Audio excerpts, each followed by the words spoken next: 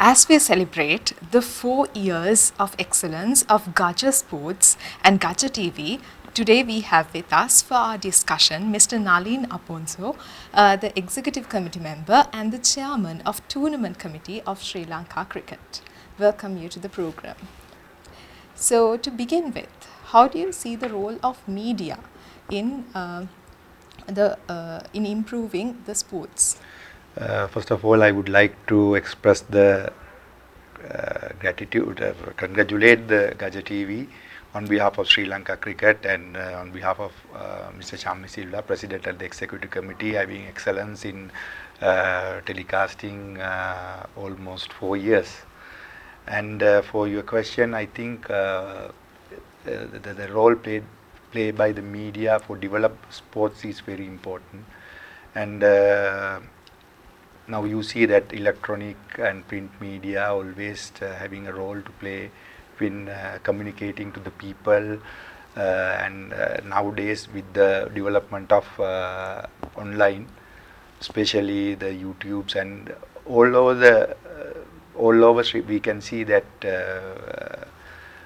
the communication in different level. And earlier the game was telecast only on terrestrial TV. If you go to 1996, the era of Sri Lanka won the World Cup, that everybody get together and in front of the TV we watch matches. Even when Susantika Jayasinghe won the Olympic medal, all were there. But after 2000, maybe 10 or 15, it went to a different level. And it's very important that the access is very easy with the development of online.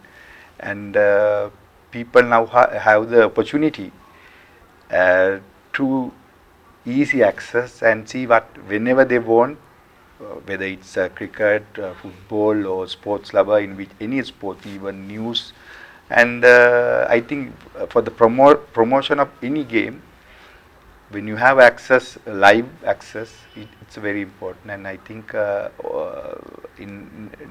nowadays that all of social media and other ways that people are accessing, and it's important that the role played by the media to development of the sports. Media is definitely doing an incredible task in the promoting and the development of sports. So as the chairman of the tournaments committee, what are the structural changes that you have done? Are there any positive changes or developments that happened recently? Yes, of course, that I was took over as the chairman of the tournament committee in March 2025. And before that, we had a structure, and Mr. Samantha Dodangala was the chairman of the tournament committee, with the instruction of the President Chammi Silva and the able guidance of the executive committee. We have done a lot of improvement to the tournament structure. We have a different kind of structures because the main structure is we have a provincial tournament for where the most of the cricketers who excel their performance, and when they have a good performance, all the selectors and all other corners are looking for them, where they have the opportunity to go to the next level. And we have a then domestic structure, the club structure, where we play tier A tournament for the major clubs, where we have 14 teams this time. Earlier it was a 26 teams, now we reduced to 14 teams, and gradually year by year. And tier B we have 12 teams, and apart from that we have a governors trophy, and we have a provincial tournaments for age limits, that under 17, under 19, and then we have inter-provincial tournament, and we have age limit group of under 23 tournament. Those are the main tournaments conducted by the Sri Lanka cricket under domestic cricket calendar and throughout the year. The club tournament is a very important tournament where the all even national players, the talented cricketers who first perform to the clubs even when you consider the era of 1990s, when we won the World Cup, there was a different structure, but there are a number of cricketers who perform well in the domestic tournaments who earn a place at the national level. And this time, significant changes are because of now. When this is the first time in the history in Sri Lanka cricket, we played one-day tournament and the T20 tournament under lights, the semi-finals and the finals. And the first time in the history of Sri Lanka cricket, we have another improvement. The domestic three-day tournament of TIA is going to played in neutral venues, because we consider that gap between the international cricket and the provincial cricket is very much low, and we have to reduce the gap between the club cricket and the provincial cricket, and we have to improve the cricket infrastructure and giving good grounds and good wickets to the players perform. For that, we have identified 5 domestic grounds which are earned by the top clubs like SSC, CCC, NCC, Tamil Union and Calls. And also the important factor is that all the national players who played with the international teams, they don't have exposure in our domestic international grounds at the domestic level. They straight away go to the international and play their first game there. Therefore, SLC has identified that thing, and therefore we introducing this format neutral venues, and for which that Kettarama, R. Premadasa, and then the Golden Stadium, Dambulla, and even Hambantota, we have identified as a neutral venues. We are especially the Pallekele and Kettarama for this season is not available due to the World Cup, because World Cup is played in Sri Lanka in February to March. At that period that we are not playing our domestic structure. We have already completed the one-day tournament and T20 tournament, and we are supposed to start the domestic 3-day tournament on 14th of November. And preparation work is going on, and all wickets preparation under the supervision of Sri Lanka Cricket Domestic Department. And I think this is a good opportunity for all younger players, especially who is knocking the door to earn a place in Sri Lanka team. And when they perform well in the club tournament, especially they have a chance to selected for the provincial tournament, and for which now we are providing a neutral venue with the good wickets in good grounds. I think competition is very high, and with the performance of club level, they will earn a place at provincial level, and then the provincial level with the provincial level cricket, I think we have identified T20, one day, and there is a 4-day tournament. Because of we are playing a lot of T20 games in LPL.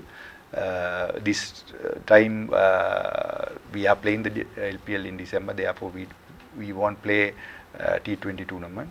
And we had a club T20 tournament, and therefore with these changes, we hope that the competitiveness of the domestic level will be very higher, and it's give a chance to the younger and especially who is consistently scoring runs or wickets, performing well, they have a chance to earn place in next level. Right. So you mentioned that there have been different changes, positive changes in the infrastructure, and then also by introducing neutral venues and taking several steps like that. So in this context, do you believe that all these players have an equal opportunity and equal facilities to show their talents? Of course, I think because of now, as an example, that Tier A tournament is playing competitive with 14 clubs.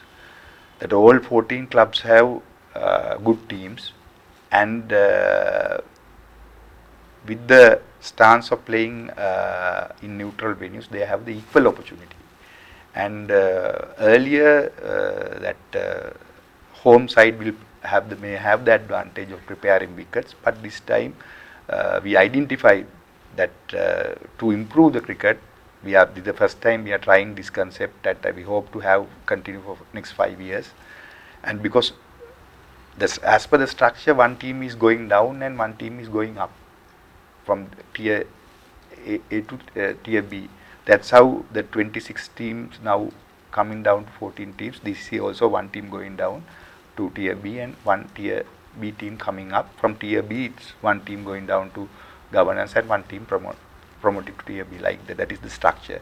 And for your question, that definitely all the players who have selected the first club level according to their choice, and they have equal opportunity, equal chance. If they perform, definitely selectors will look into them, and they have a chance to represent provincial cricket in coming season.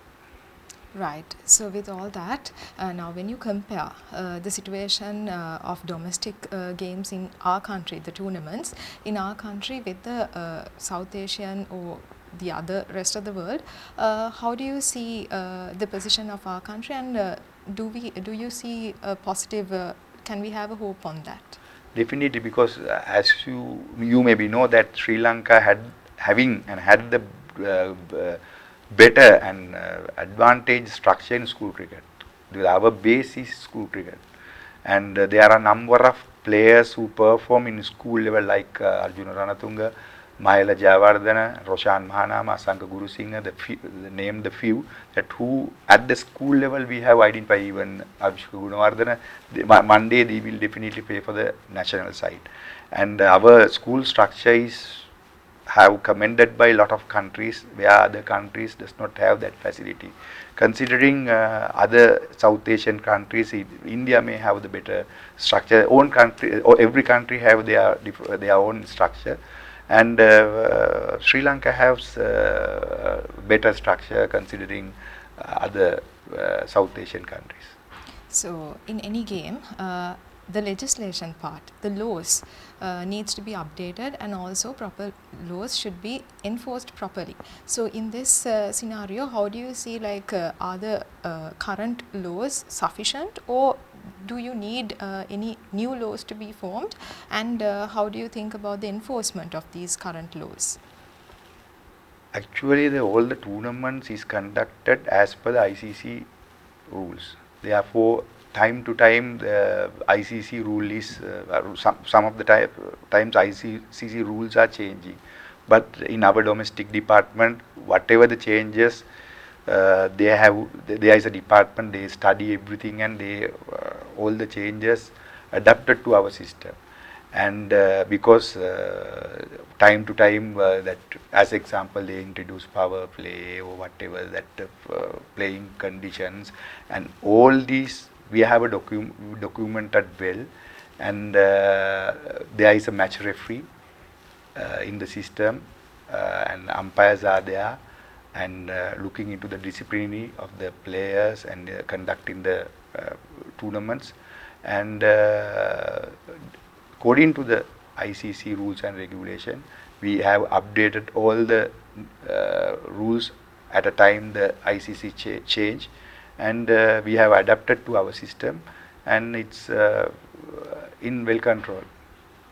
Right. So now Sri Lanka faced a lot of crisis situations, maybe economic crisis, and then we face the COVID.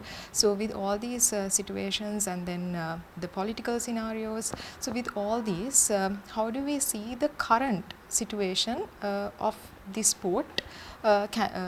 Yes. The main thing is the sports is having a sports regulation. Every association have their own constitution, and other than that, there is sports regulation, and regulations are gazetted. And under these, time to time, there are different gazettes that the people can say that different. Everybody looking at things in differently, and it depends, because regulations come not for only for the cricket. The regulation are regulations are there for all sports, and therefore it is not an easy task. They are giving a framework. According to the framework, the associations has their own constitutions, and the main thing is, I think sports should be run without the political interference. And at present, I think all sports are governed by the democratically elected bodies, and that's a good thing. And the international bodies monitoring their other affiliated countries. Therefore, it is not easy that we have to perform according to the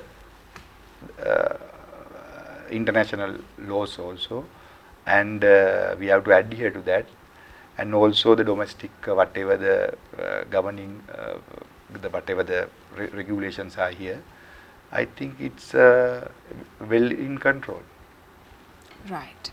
So now, since Gaja Sports have been doing its role for the development and the improvement of sports as a media channel, so providing the information, the correct information, and then also doing its task for the improvement and for the betterment of the sports. So this was a lacuna, a gap that was a highly required thing in the society. So now, what is your message as our final question? What is your message to this Gaja TV and all the for anyone who is able to do such task? What is your message? How can the community help in the improvement of this sport? Actually, it is very, when we consider Sri Lanka domestic tournament, all the international matches is telecast live by whatever the channel, that there is a system to get the rights, and like that the domestic rights are taken by some private parties, and now there is the opportunity to everybody who interested to see the matches live. That is one improvement the SLC has done, and that will enable a lot of people to perform well, especially the players, because they know that people are looking at them. When they perform, that people voice for them because of the social media also, and some other digital advertising, whatever that promotions, that everybody knows that you can't hide nowadays, and therefore the Gaja TV also, I think they are a different level of sports promoting, and people are able to see domestic level, maybe tennis ball or whatever the sports you are promoting sports. It may be a national level, it may be a rural level. The important is that the people, when people think that there is a way to show their potential to the outside people, it give a lot of encouragement, and that's what I think lacked in past. With the introduction of digital media, with coming a lot of channels like Gaja TV, future we have a lot of avenues that people can access sports freely. Sometimes maybe this would even affect negatively now when it comes to social media, even through comments, even through it may be even affect negatively when it comes to such platforms. So how do you see this digital era? Like, how do you see this affecting the sport? I think it's a good question, and how can I answer that? Because it is very important when the players, now there will be definitely negative comments, negative marketing also there. I think if you perform well, if you doing well, if you do things correctly, don't think about negative comments or whatever comment, if you feel that you have done correct thing and you acted in correct way, think positively. Take aside the negative factor.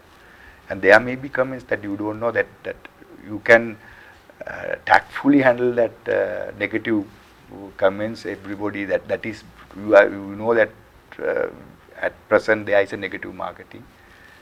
Don't think about that. Do the correct thing and be positive, and then results will come positively.